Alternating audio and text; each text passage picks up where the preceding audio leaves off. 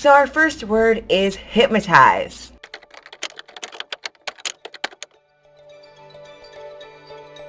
look at this. This is a good one. Some suggest that Parker's powers include the male spider's ability to hypnotize females.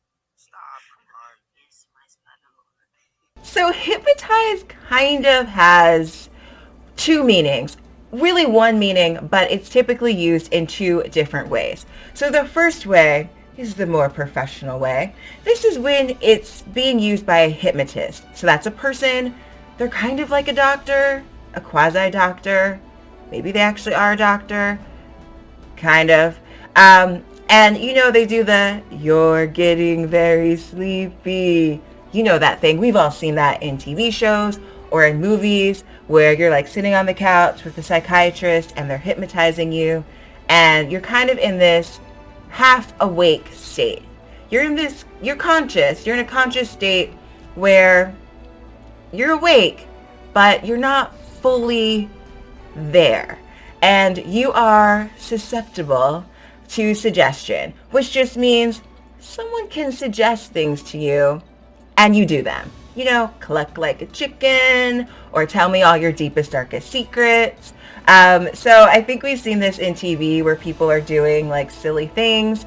They're making other people do silly things like cluck like a chicken or, I don't know, scream like a crazy person and run around the room like you're nuts. We've all seen things like that, like in magic shows. But I think professionally, when you actually have a hypnotist as a doctor or kind of doctor, maybe they're a doctor, this is used with psychiatrists, in a therapeutic setting. And I think they're just trying to get you to break your walls down, kind of get through trauma, help you heal from your past. So it's used in that way, but you're just kind of in this state of mind where you're not fully in control of yourself.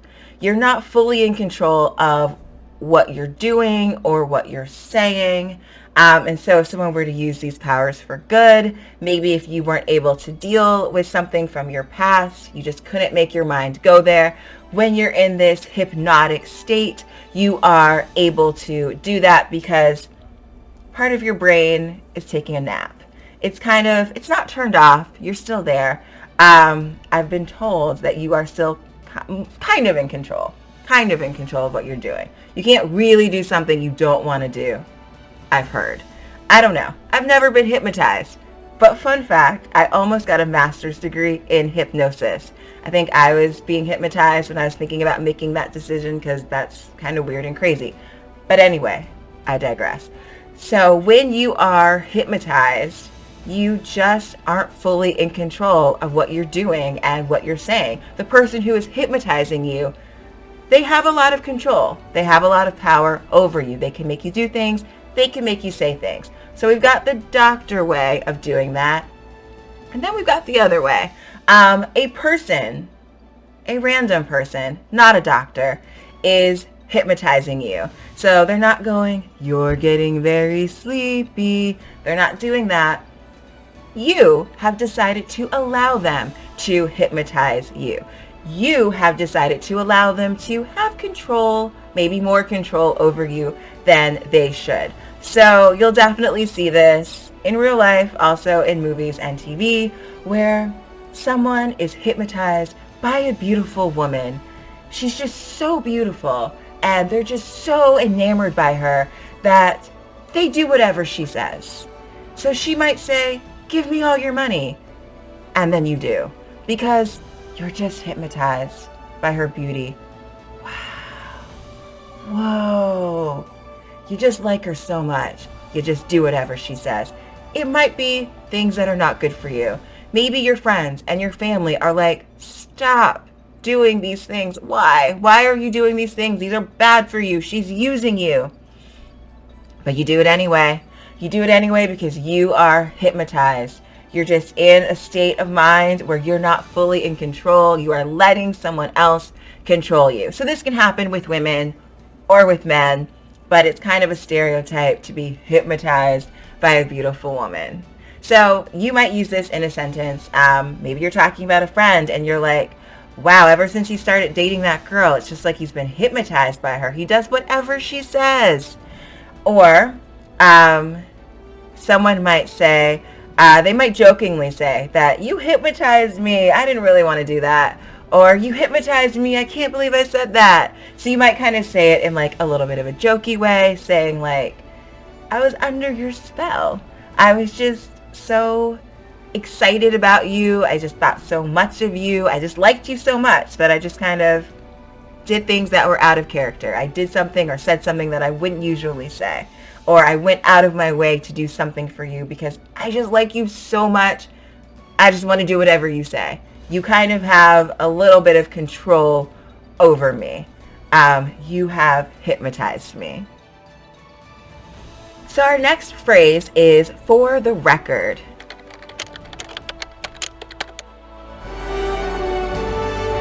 Now that everybody knows, you don't really have to hide or lie to people.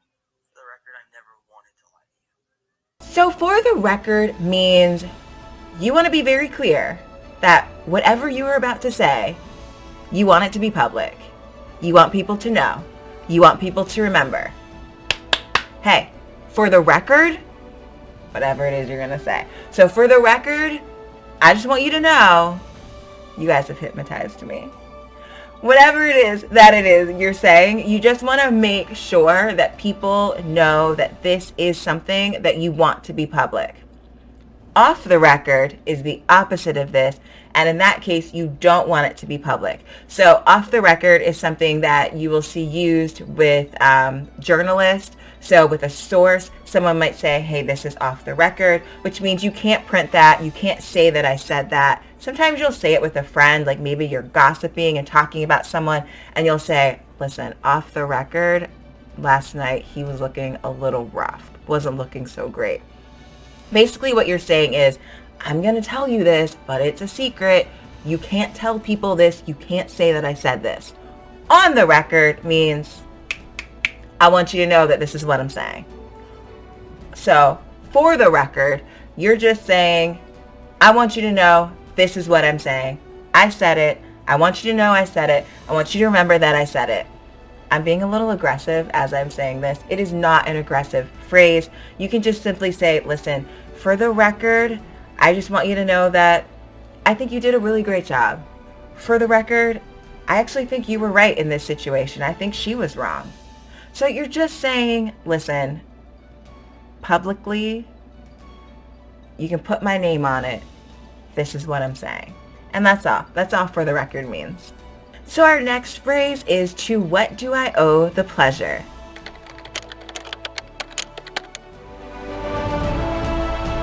So, Peter, to what do I owe the pleasure? I'm sorry to bother you, sir. So to what do I owe the pleasure is just a question asking, why are you here? What do you want?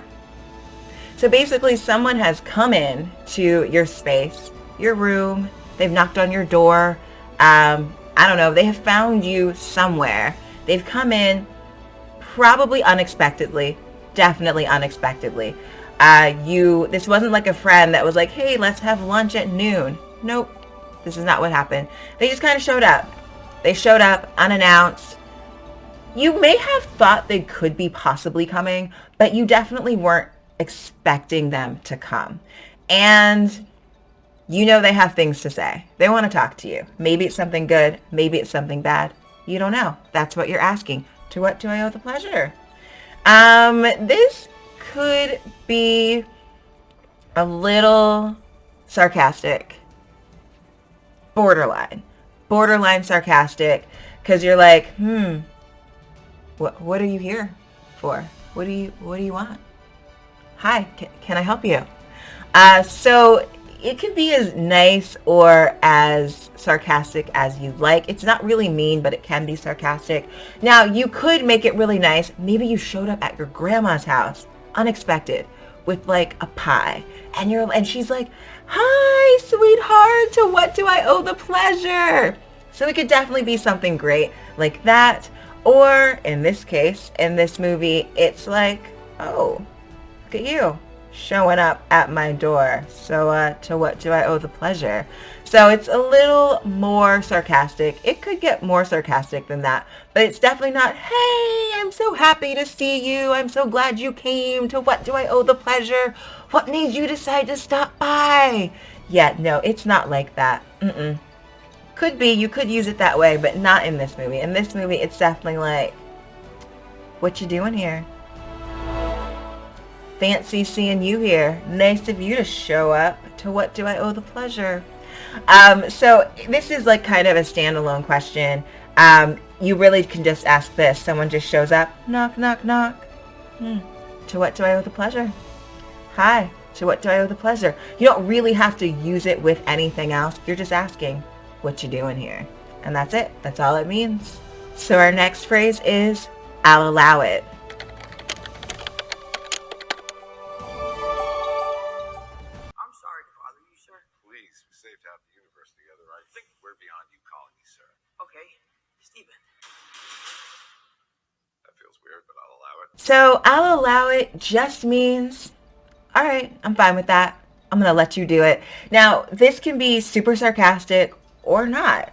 It can be, I'll allow it, or, all right, I'll allow it. Fine, I'll allow it. It really just depends on how you use it, but it's definitely kind of like a power play, because you're saying that you're going to allow it as if you are the person who gets to make all the decisions and you get to decide like what happens, which, I mean, you know, usually isn't true all the time for anybody, but you're kind of like, I'll allow it, like I'm the decider. But this can be used in a fun way. I love this phrase. I use this phrase quite a bit. So someone might say something like, hey, you know what? I think we should have pizza for dinner. And you might be like, all right, I'll allow it. Which is like, just like, yes, we should. We should definitely have pizza for dinner. But you're saying I'll allow it. In that case, you're kind of being a little bit silly. But you're kind of taking over. You're kind of taking control there in like a fun way. But it is a bit of a power play. It does not mean you get to keep control. But for that 1 second, you have taken control of dinner and you've allowed it. You're just saying it's okay. It's fine for something to happen. If you're in a situation where someone's mad at you, I would not use this phrase. Nope. Because you are being like a little bit controlling, kind of in like a jokey way, but you are still being like a little bit controlling. So, you know, if you're not in good terms with someone or on good terms with someone, I do not recommend that you use this phrase. But if you just want to kind of play around and like kind of take a little bit of the power, then yeah, I mean, this phrase is fun. Or you can like actually be like a little domineering and actually trying to be in control and not be joking about it and be like, I'll allow it. Someone could even ask you, maybe if you're in a situation where people really ask you questions because you really are in charge. And they might say, hey, is it okay if we leave early today? Yeah, okay, I'll allow it. Now, in that case, that's a little mean. I wouldn't want a boss that said, I'll allow it in that way, because that is really, really controlling. So this can be jokey fun. Hey, you want to have pizza for dinner? I'll allow it. Or, you know, it can be like a little bit more aggressive. Can we leave early today? I'll allow it. So it just kind of depends on how you choose to use it. But it can be really super sarcastic and a little bit domineering, super, super controlling, or it can just be a little playful, a little jokey, a little bit of fun, but it all means the same thing, and it all just means I'm okay with it. Yes, let's do this. Answering in the affirmative. That's all it is. Our next phrase is tampering. What's the word, actually?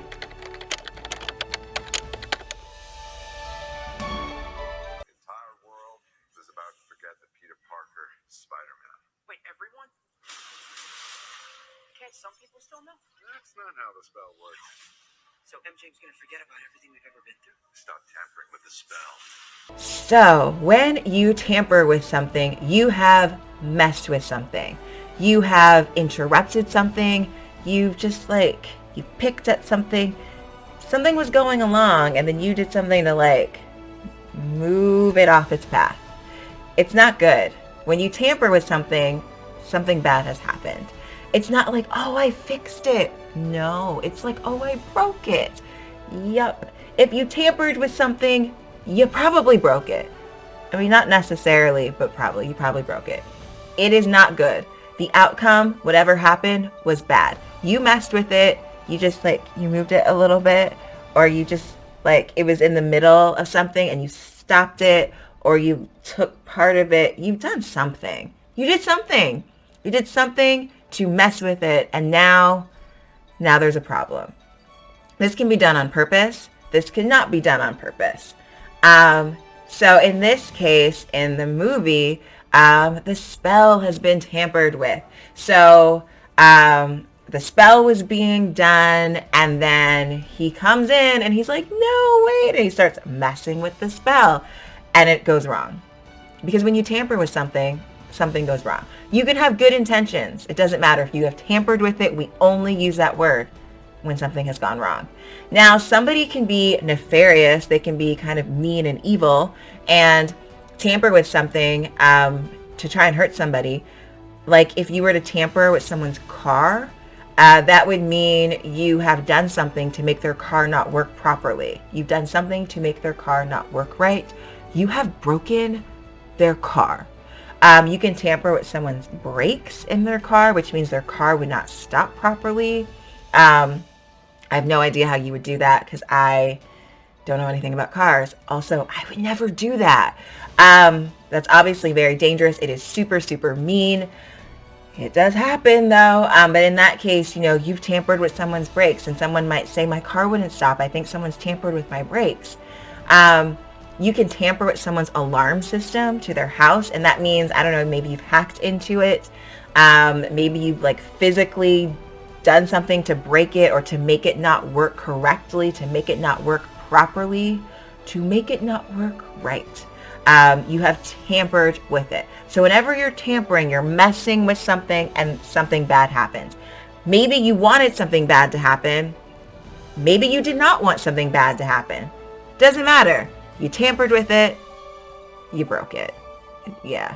Now you wouldn't say like you've tampered with the child's toy. Like, you know, if you break, like if you were me when you were growing up and you had Barbie dolls and you just like broke their legs off.